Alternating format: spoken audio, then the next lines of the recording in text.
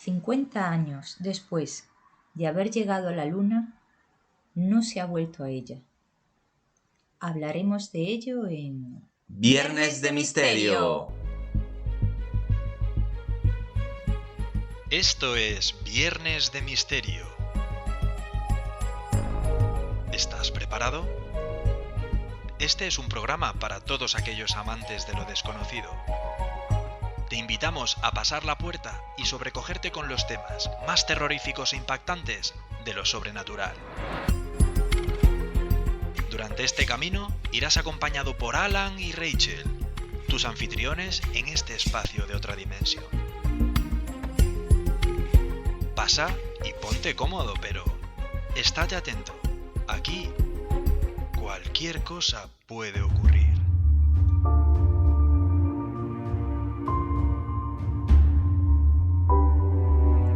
Muy buenas noches, esto es Viernes de Misterio. Muy buenas noches, Rachel. Buenas noches, Alan. En este programa hablaremos de los misterios que han rodeado a la Luna desde su llegada a ella, y tras 50 años de haberla conquistado, no se ha vuelto. ¿Por qué? Y Alan nos hablará de... pues del vudú, esa religión de origen africano cuyo mestizaje en el Nuevo Mundo hizo que derivara a una de las creencias más enigmáticas de comunicación entre las divinidades y los humanos. Y también hablaré de la maldición de Pompeya. En el programa 6 comentamos los volcanes más famosos de la historia. Entre ellos estaba el Vesubio, cuya erupción afectó a la ciudad de Pompeya devastándola y provocó que se creara en torno a ella una misteriosa leyenda que comentaré en este programa.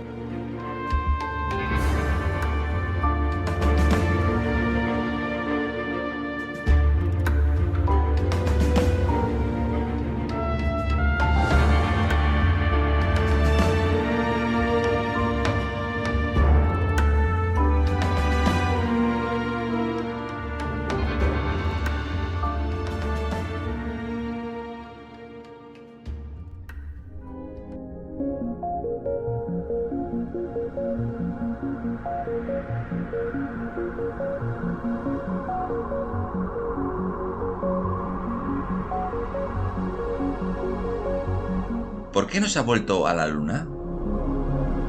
50 años después de que el Apolo 11 llegara a la Luna, no se ha vuelto a ella. Aquí hablaremos de los posibles motivos por los que el hombre no ha vuelto a pisarla.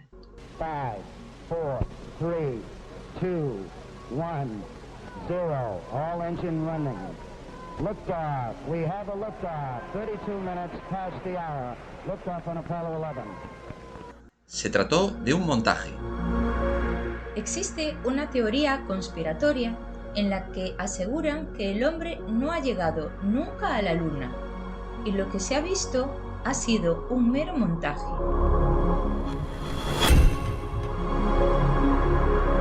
El primero en decir esto fue Bill Kaysing y lo publicó en su libro llamado Nunca fuimos a la Luna, en 1974, en el que se recopila una serie de datos que ponen de manifiesto que las imágenes vistas por más de 60 millones de personas el 21 de julio del 69 no es más que una grabación de estudio.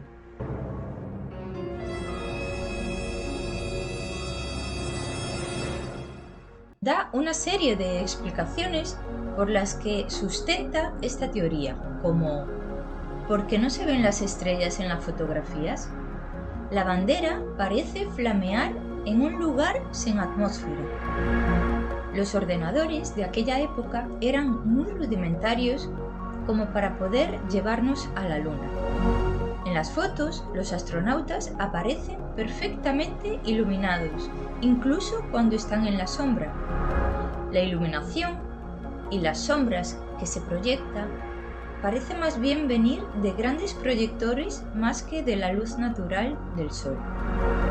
Por otro lado, la calidad de las fotos que tenemos de los astronautas en la Luna son de muy buena calidad, quizás demasiado. Cuando Armstrong pisa la Luna, espera a que baje Aldrin, y cuando éste está descendiendo por las escaleras, él lo fotografía. En esta foto sale perfectamente iluminado, cuando en ese sitio, por la perspectiva, debería de existir sombra. En una de las grabaciones se ve cómo Michael Collins sale afeitándose en el Apolo 11, y sin embargo, cuando llega a la Tierra, este tiene bigote. La famosa huella del pie de Armstrong sobre la Luna es asombrosamente perfecta, a pesar de que en la Luna no hay humedad, y el polvo lunar no dejaría una huella con esos bordes tan perfectos.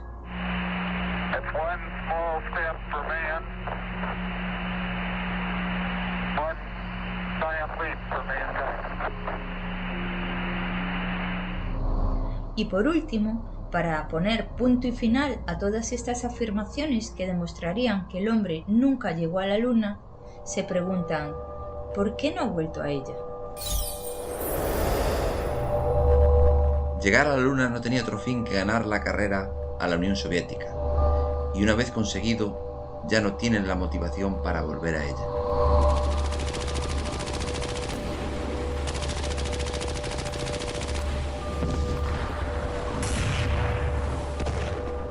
En los años 50, tras la Segunda Guerra Mundial, los soviéticos y sus aliados tenían orientadas todas sus fuerzas y energías en fabricar misiles y bombas nucleares. Pero de repente, todo esto dio un gran giro, y la Unión Soviética situó todas sus fuerzas en la conquista del espacio, en concreto, en llegar a la Luna. Durante esta época, existía una gran competencia de capacidades entre Rusia y los Estados Unidos. El éxito del proyecto era recuperar el orgullo norteamericano y demostrar su capacidad como gran potencia. No debemos olvidar que por entonces Rusia les llevaba ventaja, ya que en 1957 lanzó el Sputnik, que fue el primer satélite artificial de la historia. El 12 de septiembre del 59, el Lunik 2 conseguía el primer impacto sobre la Luna, y poco después el Lunik 3 enviaba las primeras imágenes de la cara oculta de la Luna. 2 años más tarde, en el 61, el cosmonauta Yuri Gagarin se convirtió en el primer ser humano en orbitar la Tierra, y el mundo, y en concreto Estados Unidos, se sorprendieron de nuevo.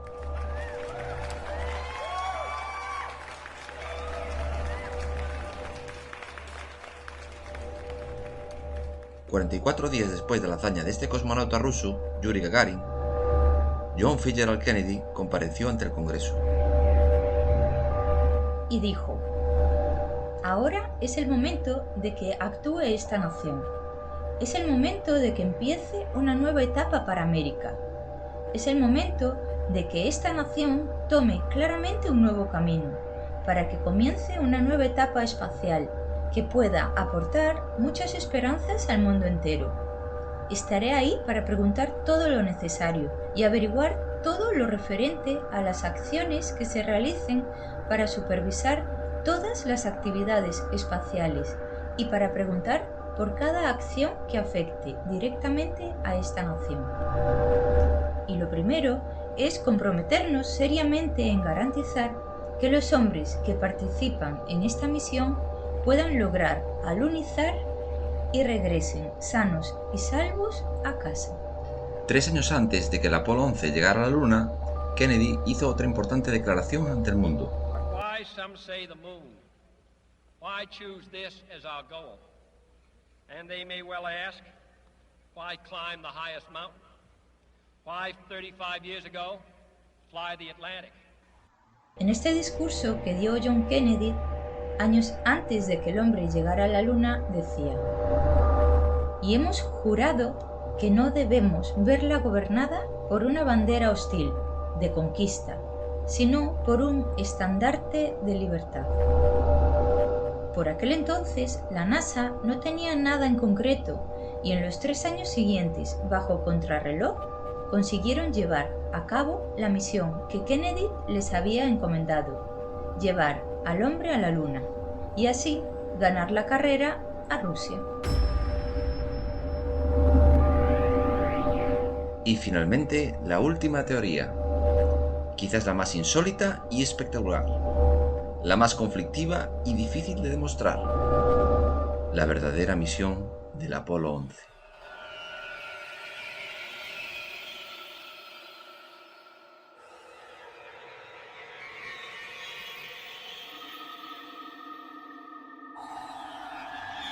Se puede llegar a pensar que llegar a la Luna era una competencia entre URSS y los Estados Unidos por llegar el primero. Todo el mundo se preguntaba realmente cuál era el verdadero interés de esto. Da igual quién ganara, sino cuál era la verdadera razón de querer ir allí. Estados Unidos tenía que recuperar el prestigio y la hegemonía militar, y era cierto, pero solo en parte. La verdadera razón era otra, que llegaría años más tarde.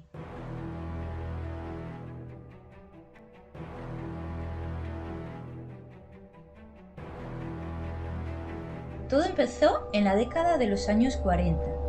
En esas fechas, las intensas oleadas ovnis registradas en todo el mundo pusieron en máxima alerta a los militares soviéticos y a sus aliados. Ellos lo tenían claro. Aquellas naves pertenecían a otras civilizaciones no humanas. Pero el mundo nunca lo supo. Y realmente aquel gran número de avistamientos fue el que puso en marcha que los militares dejaran a un lado el camino armamentístico y fijaran sus objetivos en la conquista espacial, porque vieron lo importante que sería intensificar los sistemas defensivos contra posibles naves extraterrestres, dándole exclusividad a este proyecto.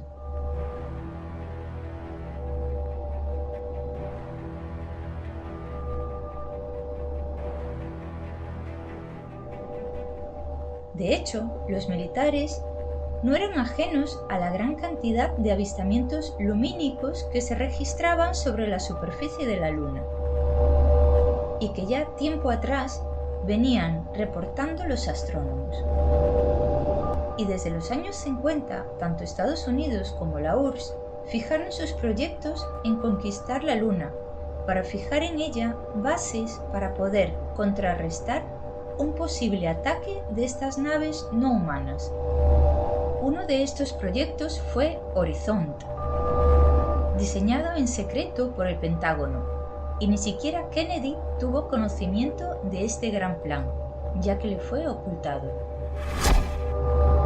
En la noche del 24 al 25 de julio en 1955, un importante acontecimiento aceleró todo este proyecto. Se produjo un nuevo avistamiento ovni, que aceleraría los planes de los militares. Esa noche, los observatorios astronómicos de Leningrado y Monte Palomar descubrieron un gigantesco cilindro a 500 kilómetros de la Tierra orbitando a 30.000 kilómetros por hora.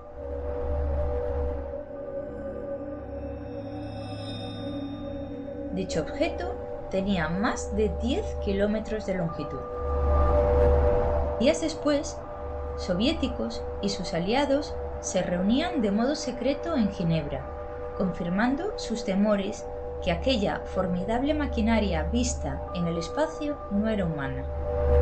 A pesar de los consejos de los aliados, Rusia prefirió seguir adelante sola, y fue cuando puso en órbita al Sputnik, el primer satélite espacial. Y así, entre 1957 y 1968, los militares norteamericanos y soviéticos fueron confirmando lo que ya se habían imaginado. Además, durante este periodo de tiempo fueron lanzadas más de 20 sondas que se estrellaron contra la Luna o alunizaron sobre ella.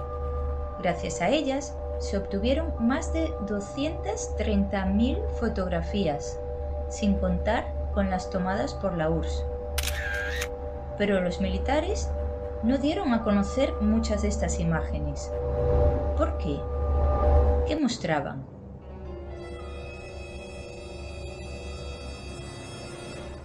Estas imágenes eran altamente confidenciales y jamás fueron divulgadas.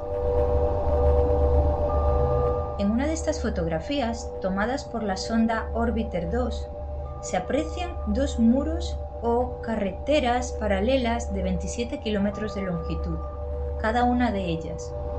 Se trata de una construcción totalmente artificial y de una altura aproximada de 450 metros. En otra de las fotografías se aprecia lo que los norteamericanos llamaron la Gran Presa, que es una enigmática construcción de 5 kilómetros de longitud al norte del Mare Imbrium. Estas imágenes las tenemos publicadas en nuestro Instagram. El 19 de noviembre de 1966, la misma sonda Orbiter 2 capta a 48 kilómetros de altura y sobre el Mare de la Tranquilidad otra extraña formación.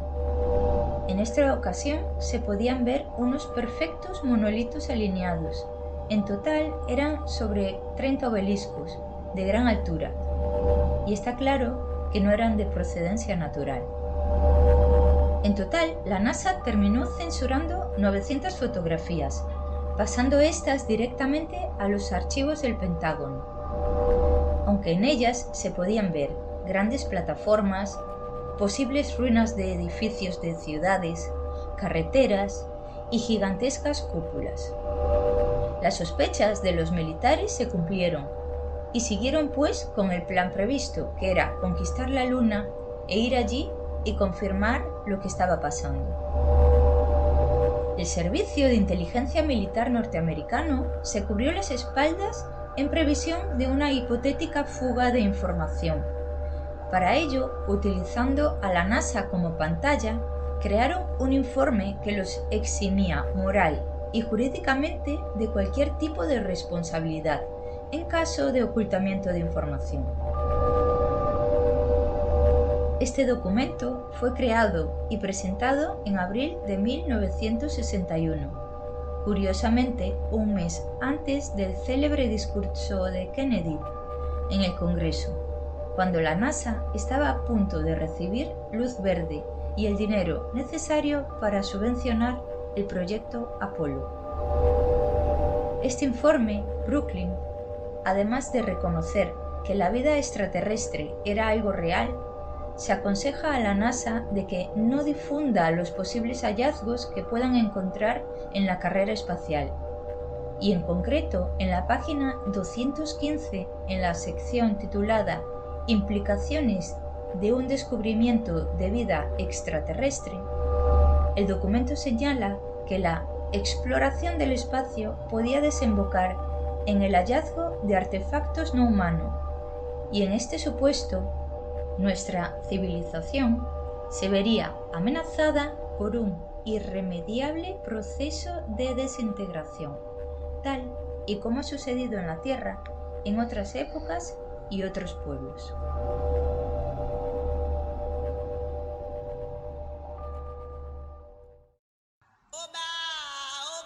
El vudú, de las lenguas que, propias de Níger y el Congo. Vudú significa espíritu. Vudú es el nombre que recibe una religión que tiene sus orígenes en África y que fue desarrollándose a partir del contacto con el cristianismo de los esclavos que eran trasladados a Europa y a América. Estas personas comenzaron a combinar sus creencias con otros elementos y así fueron forjando las particularidades del vudú. Por su conjunto de rituales y creencias, el vudú es definido como animista, que confiere alma a los objetos, y teísta, cuenta con deidades. Sus cultores creen que el estado de trance como vehículo para comunicarse con estas divinidades y en los sacrificios como ofrendas. Es importante tener en cuenta que, debido al sincretismo, el movimiento que busca conciliar diferentes doctrinas, existen numerosas variantes del vudú e incluso se han desarrollado de religiones derivadas, como la Umbanda y la santería. Esta última, muy extendida en Cuba, de naturaleza aún más mistificada por las corrientes cristianas, o de la Ubanda del Brasil, con un mayor predominio del elemento africano, la santería cubana y dominicana usa símbolos y santos católicos para representar a sus loas o dioses, y ritos antiguos de origen africano similares a los del vudú. En un sentido amplio, puede decirse que el vudú sostiene la existencia de una entidad que rige el universo sobrenatural, pero que no es accesible al ser humano. De esta manera, los hombres se comunicaban con dicho universo mediante otras entidades que se conocen como loas.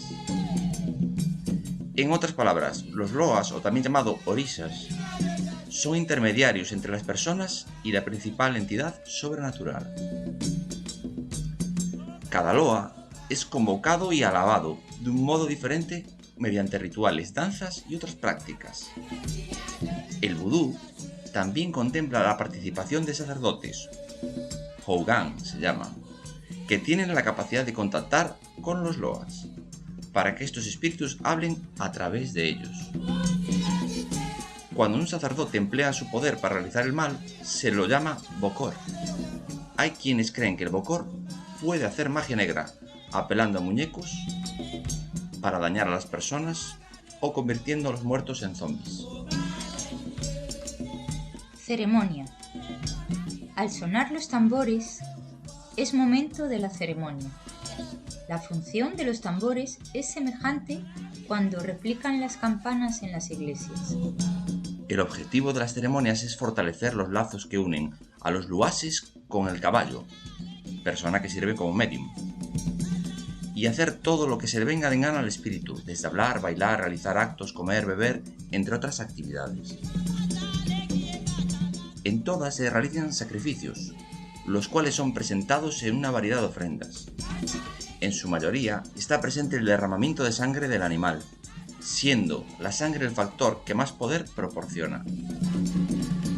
Es frecuente que el periodo de preparación de las ceremonias, el jefe de la cofradía procede a invocar al dios principal, que es el dueño de la cabeza del houngan. Ese dios proporciona todos los detalles que deben arreglarse para que las ceremonias tengan el éxito deseado. En esto incluye los animales que van a sacrificarse, lugares que serán sacrificados, y a cambio que deben realizarse para despistar a los enemigos que quisieran dañar el culto. En toda ceremonia se invoca al dios empleando una diversidad de medios, entre los que destacan el dibujo simbólico bebé. En toda ceremonia nunca debe omitirse la realización de un dibujo sagrado denominado bebé, el cual sirve para invocar al Lua. Para realizar dicho dibujo se va a trazar sobre el suelo unas líneas con harina de maíz, ceniza, borra de café o polvo de ladrillo. Los animales que se van a sacrificar son sometidos a un proceso de purificación que tiene lugar un día antes o el mismo día en el que se realiza el sacrificio. Es un requisito sin el cual no se puede presentar la ofrenda a la deidad. Los animales permanecen amarrados en numerosos postes del recinto. El sacerdote se coloca de rodillas delante del poste principal llamado potomitán, a través del cual se supone que los dioses miran las operaciones que se realizan a su favor. Al pie de ese poste se coloca un recipiente con el líquido purificador, el cual es una mezcla de agua, perfume y varias hierbas. Al frente se va a encontrar una orquesta. Una persona de la orquesta entona una plegaria y a continuación el sacerdote comienza a cantar una canción conocida por la cofradía. La orquesta realiza cambios en el toque de los tambores. El más rápido anuncia operaciones que deben realizarse con la mayor velocidad. Son llevadas primero aves negras destinadas para el sacrificio. Posteriormente son llevados animales de 4 patas. Se pueden llevar a cabo en la ceremonia ritos de iniciación, bautizo, sanación o simplemente para venerar a ese dios. Lo fundamental de las ofrendas en la mayoría de las ceremonias son los animales que se van a sacrificar a los luases o dioses. Los animales deben de ser del color que la divinidad prefiere o exige. El sacrificio requiere de una preparación ritual previa que comprende la presentación de la ofrenda en el altar, las invocaciones y oraciones dirigidas al dios, va a haber toques de tambor y danzas con o sin cuerpo de la ofrenda encima del ejecutante. Los animales sacrificados nunca deben de ser adquiridos por robo. Tienen que haber sido o bien donados o bien comprados. Solo algunas partes del animal constituyen las partes para la ofrenda, una de ellas la sangre. Esta última puede ser depositada en una cazuela o una vasija que se fabrica con unas plantas propias del lugar, o en un plato, además de la sangre de otras partes del animal que también sirven de ofrenda, tales como la cabeza, las 4 patas, el rabo, los intestinos o los genitales. El resto del cuerpo puede ser enterrado o cocinado para ser ingerido por los participantes de la fiesta. Nunca se sacrificarán bebés o niños pequeños o personas. Por otra parte, existe el denominado vudú de Nueva Orleans, que también se conoce con el nombre de hoodoo o conjure, y se trata de un tipo de magia que se usa en la porción afroamericana de dicha región de los Estados Unidos. Y por tanto combina prácticas de varias religiones, como pueden ser las tradicionales de África y de Europa. Algunos conceptos y prácticas de los libros de magia europeos denominados grimonios y prácticas propias de ciertas tribus americanas. Es una amalgama de todo. Ciertos aspectos del vudú son muy controvertidos, y esto lo vuelve una fuente irresistible de contenido para guionistas y narradores de todo el mundo, especialmente para géneros tales como el terror y el suspense. Sin embargo, como suele ocurrir cuando una creencia o disciplina se lleva a la ficción, muchas de esas historias que giran en torno al vudú están plagadas de errores, en lo que hace a las bases y a las prácticas de esta religión algo que no les ha beneficiado para nada. En primer lugar, el término vudú es usado a menudo fuera de contexto y sin el suficiente conocimiento de la religión, simplemente para hacer alusión a cuestiones tales como el satanismo, los muñecos o los zombies. Si nos enfocamos en este último punto, por ejemplo, es importante señalar el poder de traer a una persona desde la muerte, es decir, reanimarla por medio de las prácticas de brujería. No es un fenómeno mayor dentro de la cultura vudú, ni forma parte realmente de la religión, aunque existen evidencias de que este tipo de magia se ha hecho por parte de sus practicantes. De hecho, se cree que crear a un zombie depende más de un hechicero o de un bokor que de un propio sacerdote. Los muñecos y las agujas, que es la imagen más generalizada del vudú, parece haber surgido en el folclore mágico de Europa, aunque se desconoce el origen exacto, y luego haber llegado al judú, por lo cual tampoco se trata de una práctica exclusiva o representativa del vudú. El muñeco del vudú tiene la imagen y la forma de la persona. Se confecciona con las características de ella que se quieren representar y se elabora con tela. Una vez listo, el muñeco se coloca junto con alfileres de objetos propios de la persona en cuestión. Se tiende a creer que los muñecos de vudú únicamente se utilizan para producir el mal de una persona, pero también pueden atraer aspectos muy positivos como el éxito, la protección, la fortuna o el amor. Es más, en un principio se utilizaban para ayudar a los hechiceros a sanar a las personas. Por lo tanto, se pueden utilizar con diferentes propósitos, siempre teniendo presente que pueden establecer contacto con la mente, el alma y el espíritu de dicha persona, aunque se encuentre en gran distancia.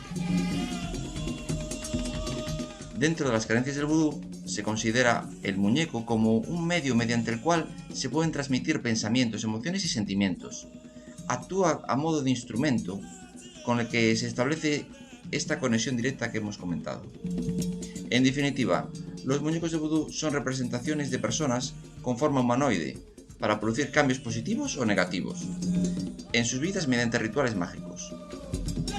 Y ahora sí, a diferencia de otras religiones, el vudú no tiene un libro único o un manual de instrucciones,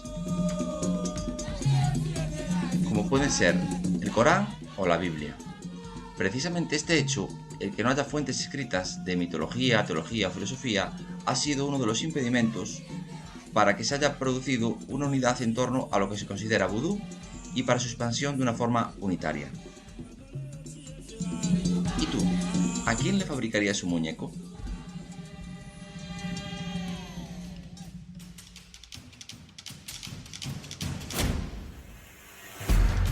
La maldición de Pompeya.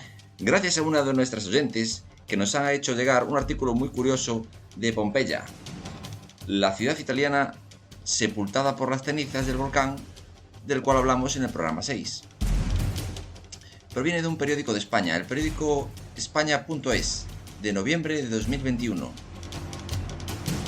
Dice así: las oficinas de turismo de la ciudad italiana reciben a diario cartas de turistas con mosaicos, conchas, monedas o ánforas que un día robaron como souvenir y que ahora devuelven por temor a las consecuencias. Muerte de allegados, carreras truncadas, enfermedades inesperadas. Vamos a contar un caso de los varios que se exponen en la noticia del periódico. El día que Jordi visitó Pompeya, jamás pensó que su vida acabaría siendo un infierno. Mientras paseaba por una de las ruinas más famosas del mundo, lo único que tenía en mente era empaparse al máximo de su historia, de su energía y de sus misterios. De hecho, la visita le impresionó tanto que, en un arrebato, decidió llevarse un recuerdo de lo más particular: un trozo de escayola decorado que arrancó y escondió rápidamente entre sus enseres para no ser descubierto. Lo que en aquel momento le pareció de lo más exótico, al poco tiempo se volvió un auténtico calvario. Devuelvo esta reliquia porque ha sido la causa de mis desventuras familiares, relató el joven en una carta dirigida al Parque Arqueológico y fechada en 2009. Pero la cosa no queda aquí. También es la culpable de que mi país haya caído en un profundo desastre político y económico. Las oficinas de turismo de Italia reciben cada día paquetes de turistas con mosaicos, conchas que un día robaron y ahora restituyen por temor a las consecuencias. Es la conocida como maldición de Pompeya.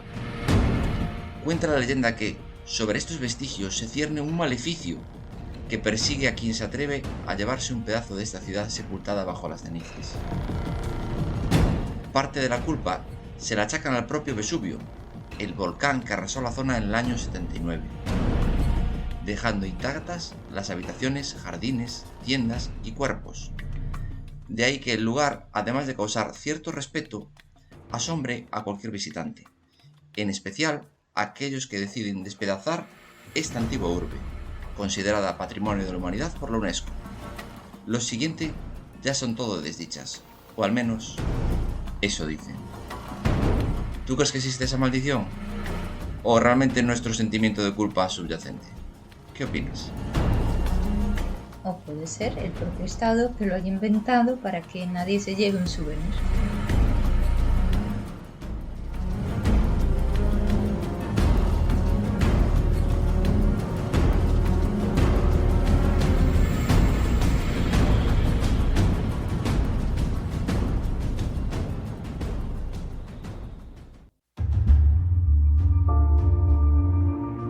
Y hasta aquí hemos llegado con el programa de hoy. Tras el programa 6, en el que hablamos de volcanes, hoy hemos vuelto a tratar temas muy diversos que han captado nuestra atención y esperamos que también la vuestra. Rachel está preparando más información acerca del tema de la luna, que en el próximo programa nos desarrollará. Y por mi parte, sigo buscando temas de vuestro interés que afecten a nuestro mundo mágico del misterio. También agradecemos a todos nuestros oyentes que nos escriben para narrarnos historias sorprendentes que han vivido o que consideran que pueden ser de interés para hablarlo y desarrollarlo aquí todos juntos. Si deseas contarnos algo o se te ocurre algún tema que prefieres del que hablemos, ponte en contacto con nosotros urgentemente. Para ello os ofrecemos varias formas. En nuestro correo electrónico viernesdemisterio@gmail.com, mediante Facebook o Instagram, a través de nuestro WhatsApp o Telegram en el 676 118818 y a los que nos seguís fuera de España Recordar poner prefijo +34 delante del número. Y para escucharnos tenemos las plataformas iVoox, Spreaker o YouTube. Y para finalizar y desearos a todos buenas noches, queremos especialmente daros las gracias a todos por seguirnos en Viernes de Misterio.